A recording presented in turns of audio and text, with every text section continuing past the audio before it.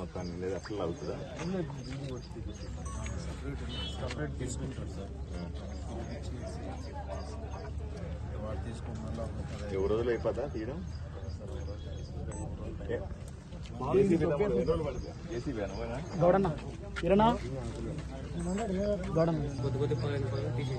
అట్లే కదా, అది డ్రిల్ కొట్టేది లేదా మన దగ్గర? ఇక్కడ లేదా ఊర్లో లేదా? కానీ నీళ్లు రావాలి కదా అట్లా ఊర్లోకి. అందరి నమస్కారం. ఈరోజు చిన్నహరివానంకి వచ్చాము. నిన్ననే ఒక ఇబ్బంది పరిస్థితి, ఇక్కడ దుర్ఘటన లాంటిది. మనుషులకి ఎవరికి ఏమీ కాలేదు దేవుడి దయ వల్ల. కానీ ఇక్కడ ఉన్న ఓవర్ హెడ్ ట్యాంకు ఎప్పుడో 13 సంవత్సరాల కింద కట్టింది. నాకు అది కూడా ఆశ్చర్యంగా అనిపిస్తుంది. 13 సంవత్సరాల ముందే కట్టినటువంటి ట్యాంకు కుప్పకూలిపోయింది నిన్న వర్షానికి, అలాగే కిందకి పడిపోయింది. మన అదృష్టం ఏంటంటే ఊర్లో ఎవరికి ఎటువంటి ప్రమాదం జరగలేదు. ఆ సమయంలో అక్కడ మనుషులు లేరు, వర్షం పడుతూ ఉండొచ్చు. అంత 5 నిమిషాల ముందే ట్యాంకును పోయి పైకి ఒకసారి మనిషి చూసి వచ్చాడు, కుప్పకూలిపోయింది. అందువల్ల ఈ విషయాన్ని తెలుసుకున్న వెంటనే ఈ రోజు పొద్దున్నే నేను ఇక్కడికి వచ్చినాను. ఆ ట్యాంకు అన్ని పరిశీలించాను, పూర్తిగా కొలాప్స్ అయింది. వెంటనే చర్యలు మొదలు పెట్టాం.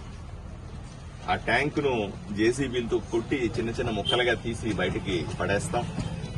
అలాగే వెంటనే ఊరికి నీళ్లు కావాలి కాబట్టి అక్కడ ఉన్నటువంటి మంచినీటి లైన్స్ అన్నిటిని డైరెక్ట్ లైన్ గా ఇచ్చి పంపులతో ఊర్లో గ్రామస్తులకి నీళ్ల సమస్య లేకుండా వెంటనే సరిచేస్తాం. ఈ రోజు రేపట్లోనే సరిచేస్తాం.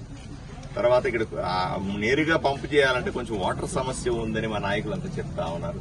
దాన్ని కూడా వెంటనే కరెంటు ఏర్పాట్లు ఉండేలాగా చేసి గ్రామస్తులకు ఇబ్బంది లేకుండా చేస్తాం. రెండవది, కొత్త ట్యాంకు కట్టాల్సి. ఇప్పుడు 2 విచిత్రమైన విషయాలు ఆలోచన చేయండి. ఎక్కడన్నా మనం ఇల్లు కడతామనుకోండి, ఒక ట్యాంకు కడతామనుకోండి, స్కూల్ కడతామనుకోండి, 13 ఏళ్లు కుప్పకూలిపోద్దండి. ఎంత నాణ్యత లేకుండా కట్టి ఉంటారు ఆ సందర్భంలో. నేను అందుకనే ప్రతి ఒక్క క్షణం చెప్తాను, ప్రభుత్వం నుంచి వచ్చే డబ్బులు కాంట్రాక్టర్లు బాధ్యతగా తీసుకుని దాంట్లో కక్కుర్తి పడకుండా నాణ్యతలో లోపాలు లేకుండా చేస్తే 10 కాలాల పాటు ఉంటాయి.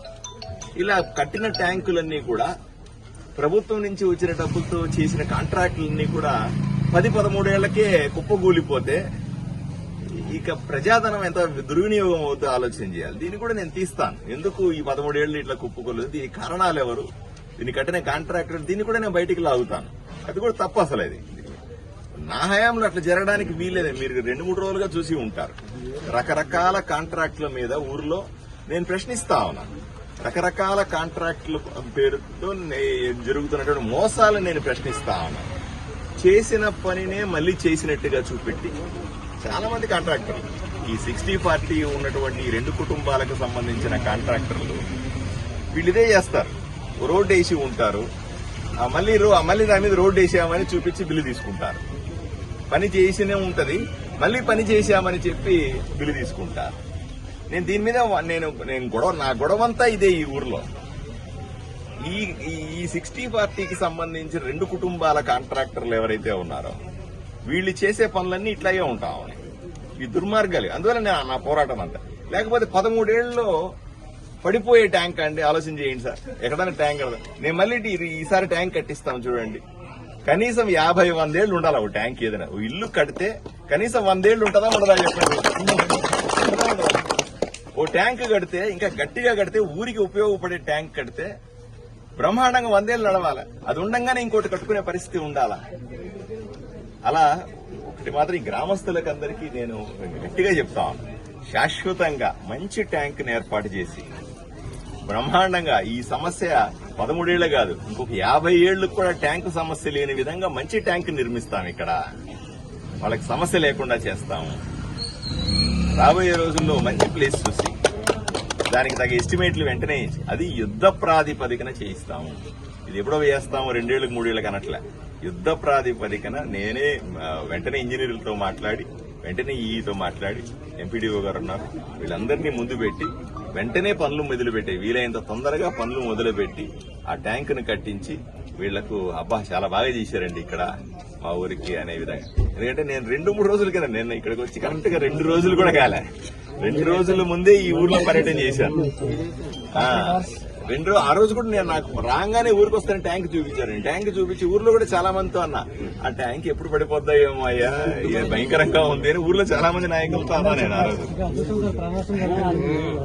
అదృష్టం కదా, ఎవరికి ప్రాణాలకి ఏం కాలేదు. అంటే ఏదైనా సరే సంతోషమైన రోజు, జనాలకి ఏం కాలేదు.